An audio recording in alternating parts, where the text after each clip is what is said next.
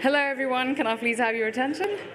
I'm Megha and I'm from Sweco, and Sweco are proud to present the client stage today, and we look forward to a lot of audience engagement during this discussion, so please join in when I request for you to do so.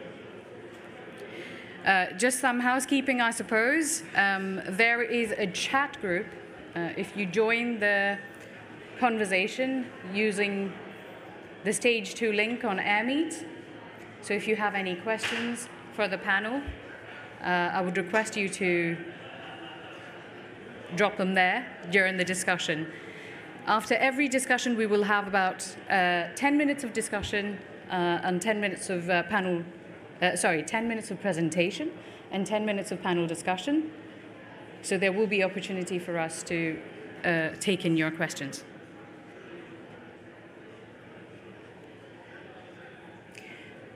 So I suppose it's time to welcome not only individuals sitting in this room, but to everyone who's listening to us virtually from all over the world. Welcome, and you have the same opportunities to engage with us, so please do join in the conversation on AirMeet via Stage 2. And finally, could I request everyone who's sitting in the audience here and everyone listening to either scan the QR code or go to www.minty.com and use the code provided to give us some feedback on the question, what does BIM mean to you? So today we'll be talking about information management, specifically from the client's perspective. So what does it mean to the clients, to our clients, and what does it mean in terms of what you request from your supply chain? The first half of the presentation will focus on the current state of the art. What are we doing as different businesses, different clients? And we have some really distinguished speakers who will introduce themselves during the course of the presentation, taking you through different topics. So I suppose now it's my turn to simply set the stage and begin the conversation. So, what is BIM? I hope everyone's been able to access the minty.com website. Yes, and you've left your comments. I hope so.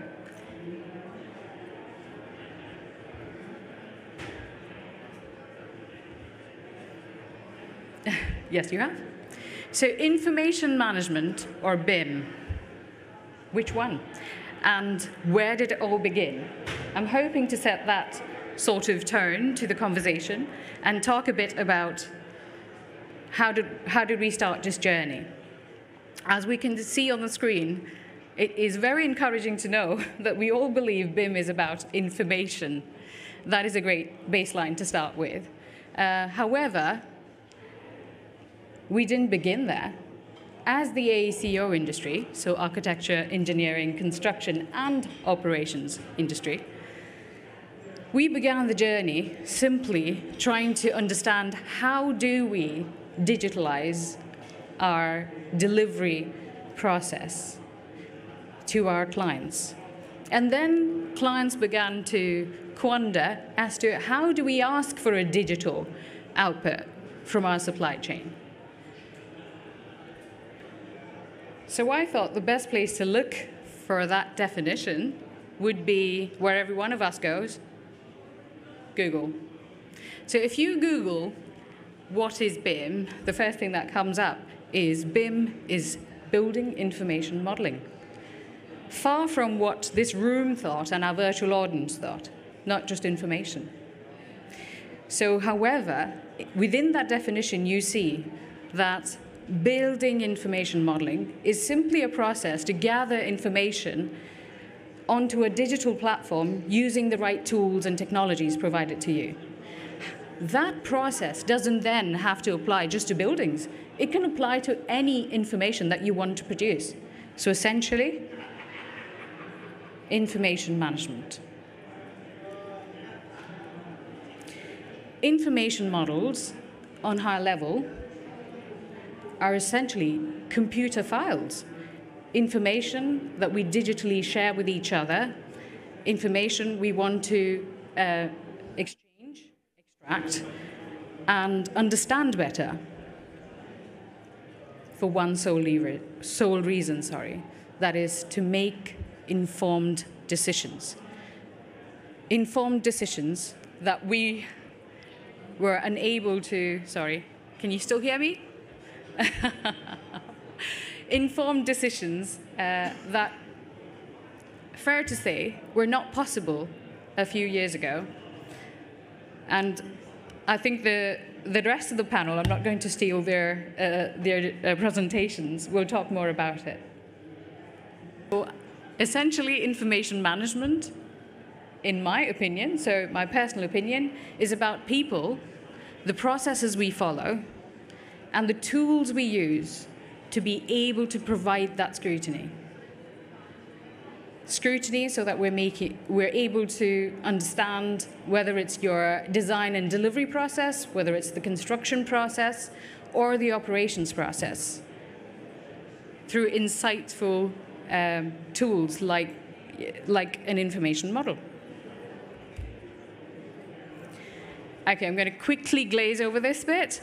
The information standards and guidelines that are provided online.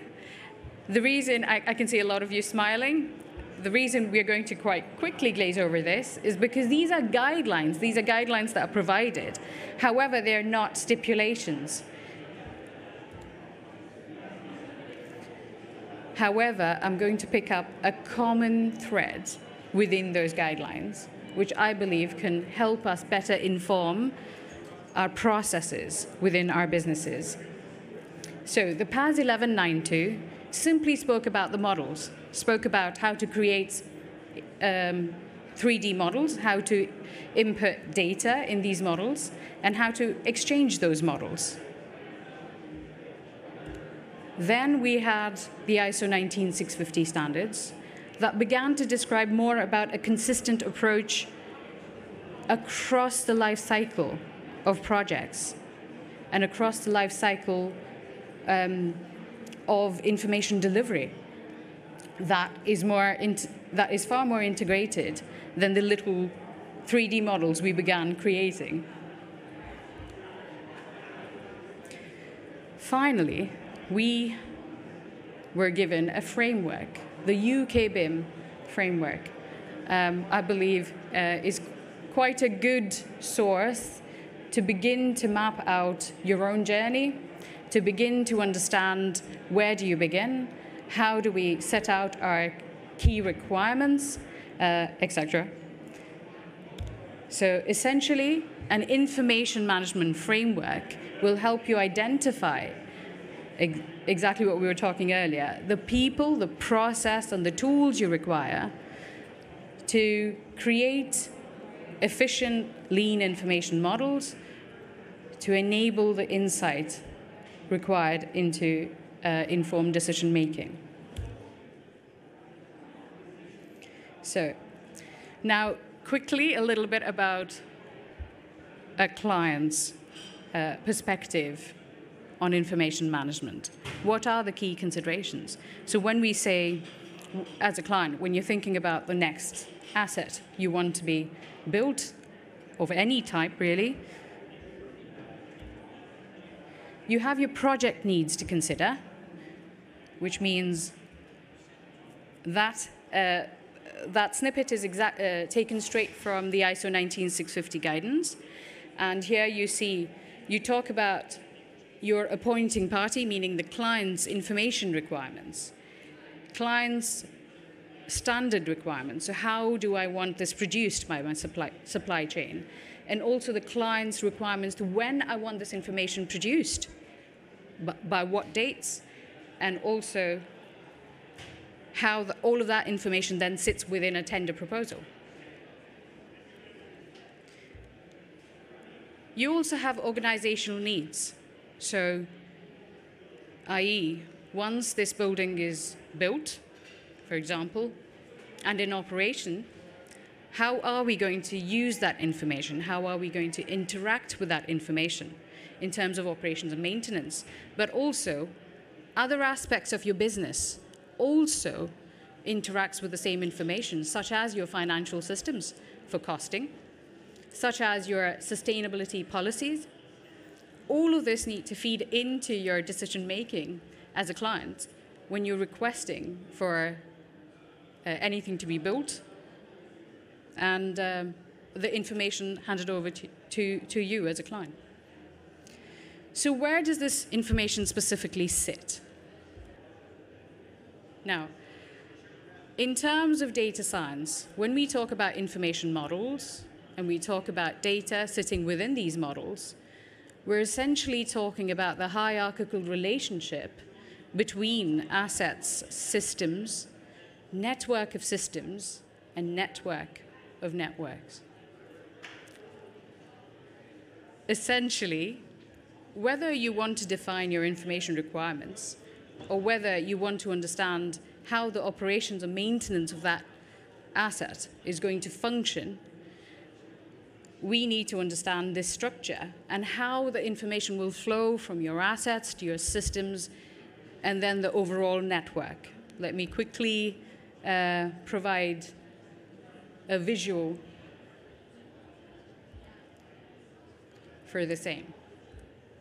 So this is taken from our most recent project in the Antarctic, the British Antarctic Survey Station, and the modernization of it over the next decade. As you see, when we talk about network of networks, we're talking about your whole estate and all of the different elements that make up your estate, whether it's your runway, whether it's the buildings, or the wharf, etc. And the network of systems sit within one of those elements, entities. In this case, represented by the building and the systems that might sit within it, so like your lighting system, etc. And then finally, the system represented by that one ventilation system, and then the asset. Right. So speaking about how do we begin to think about making considerations over all of these aspects and what data sits within your assets, within your systems, etc., it requires a mindset reset. What I mean is we already have the REBA stages that takes us through the process of making your creating a strategy for for your building of an asset, but that can apply to creating a strategy for information management as well. So yes, I want my supply chain to provide me an asset, so a building, but how do I want them to provide it? How do I want them to exchange that information? That kind of thought process quite early on will lead to better understanding of how do we plan the building of that asset, how do we actually begin to construct, and how will that then feed into the operations and maintenance processes of the same building.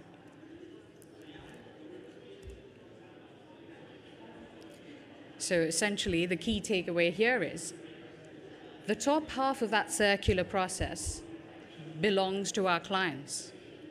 Our clients know how they want to interact and operate their buildings or any type of asset. I come from a building services background, so keep going back to that. But then also, our clients are the ones who can set out the strategy for us.